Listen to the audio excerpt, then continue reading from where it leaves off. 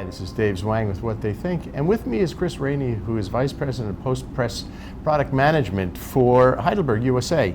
And Chris, thanks very much for sitting down with me. Yeah, no problem, David. Looking forward to it. So tell me a little bit about what you do. Okay, well, Heidelberg has an extensive portfolio of equipment for post-press, okay? Obviously covering the commercial sector. We have the range of Polar guillotine cutters that we've worked with for many, many years. And also we have an extensive range of folders under the Stahl brand, which is a Heidelberg company.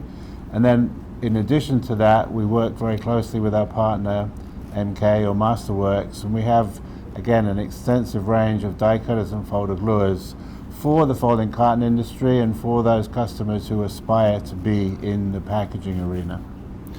Yeah, I mean, if I look at Heidelberg, the applications that are covered by your equipment are fairly broad, and the equipment itself is actually fairly broad and wide, and seems to be increasingly more of the same. One of the things that I noticed while I'm down here, I'm in Kennesaw with you at the Heidelberg USA Center. You've got some new push-to-stop technology, which many people may have heard of on the Speedmasters, but you have it actually on the folders too. Yeah, we have it on the folders too. It's a relatively new introduction for us, but again, it's part of the process, and as we've seen in other areas of the business, it's about working on, in the end, the overall output of the folder. You know, the more that we can work on the throughput of the machine, obviously what push-to-stop does on a folder is using a pallet feeder. Basically, we have a barcode, and that barcode will then automatically separate job to job to job. So obviously using a pallet feeder is better. You have clean loads with basically no waste in, and then a particular range or a particular job will run. At the end of that job, when a new barcode is detected, there'll be a pause in the production before the folder automatically restarts. So it's basically increasing the output and throughput of the folder. And it does all the barcode recognizes what the job is, does the setups, and then just... Yeah, exactly. So of course, as with everything, it's driven and linked very closely to our Pronect software system up front. So obviously that information is captured, downloaded to the folder, so it obviously knows and recognizes the barcodes as they come through. Well, out of curiosity, what is the kind of the lag time, if you will, between a job change where maybe it has to make some modifications on the setup? Okay, well, obviously it depends on the jobs that you're producing. Yep. Clearly, it's the most efficient where there's no new setup on the folder. Sure. So really for long running, you know, let's say signature jobs, 16-page jobs where the format is the same, the folder does not need to change at all. And then basically, and you can adjust the lag time, but it could be as little as 45 seconds. Wow. Because really you're just creating a gap between one job and the next in order not to create mixing at the end of the folder. Right. Obviously, yes, if you have a different profile and you know, you have to reset up the folder, then you don't have quite the same benefits. Right? Sure.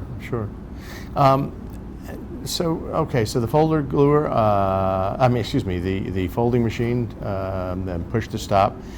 You also have, I saw some incredible automation on your cutter, on the Polar cutter out there as well. What's that about? So again, it's about material handling, right? So many of our customers in high volume cutting have already taken advantage of the peripheral equipment, as we call it, around the cutter. But what we're seeing is that more and more people are adding that handling equipment to their cutter. So in a traditional environment, you have a cutter, you have an operator lifting paper and lifting it onto the cutter and then lifting it off the cutter once it's processed. Obviously that can be backbreaking work. Oh, yeah. Obviously it's not the best way to get high throughput, you know, through the machine, of course.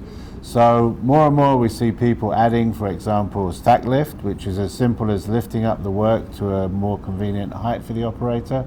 But then, and probably an even bigger part of that, is then a jogging unit. So basically an aerator and a jogging unit, basically then to create a very neat stack that can then go into the cutter.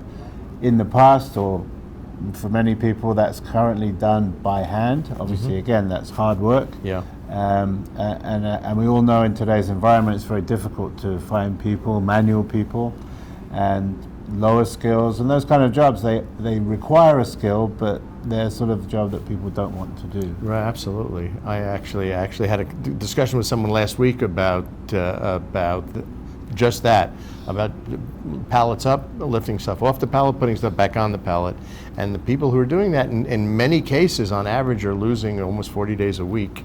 Right.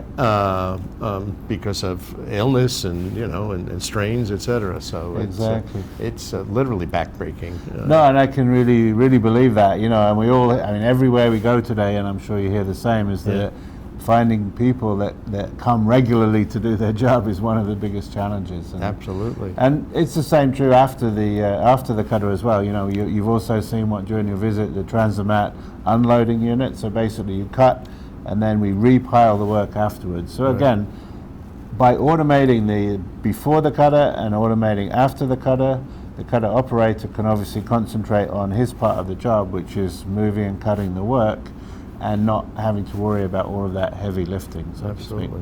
Well, let's move. I want to move over to packaging for a second. I know that a lot of commercial printers who have Speedmasters and other offset presses are looking to look for adjacent opportunities of business. So they're starting to look at things like folding carton, etc. And I know that you guys do have that masterwork, the MK stuff. And currently, what types of machines do you have in that range that for folding cartons, and where do you see more automation in those spaces as well? You can say it's more automation because in the end, and you're exactly right, there's been I would say a steady trend and a lot of interest for quite a number of years now of commercial printers wanting to grow. Some of it is obviously just diversification. Sure. Some of it is of looking at the folding carton market and perceiving it as a relatively stable market. Yep. I think you've seen, like me, the up and down of the commercial market. Obviously last year really highlighted that. Yep. And a lot of customers that are not in that space look at it and see how relatively stable it was last year. Within it, there's obviously growth areas. I mean, pharmaceutical is obviously a big area of growth.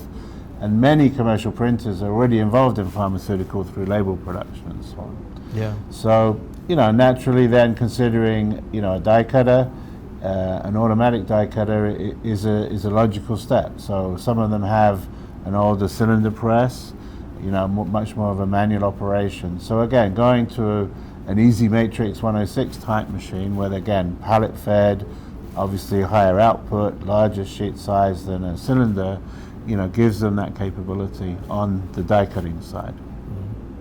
And you also have a folder gluer as well. Right. Yeah, and on the folder gluer side, very often what we see is a kind of a step-by-step. So very often companies start with a die cutter because they have some kind of crossover work. And again, it's also about the level of investment. Yep. Some of the others take the full plunge. They buy the die cutter, they buy the folder gluer to go with it. And we have two very good solutions there for customers willing or wanting to make that step. So we have the Dynago. It's a relatively short machine because, again, very often in commercial printers, space is a problem, as Absolutely. you know. Yeah. And so the Dynago fits very well into many customers. If the customer is looking to do a little bit more packaging work or more serious packaging work, then we probably would guide him towards the Dyna Easy, which has a little bit more capability. It's a longer machine, and it's much more suited to folding carton work, if that's really what their aim is. Fascinating. Yeah, I think it's great. It's exciting to see the range of equipment, post-press equipment that you guys have down here and are offering now. And I appreciate you sitting down with me.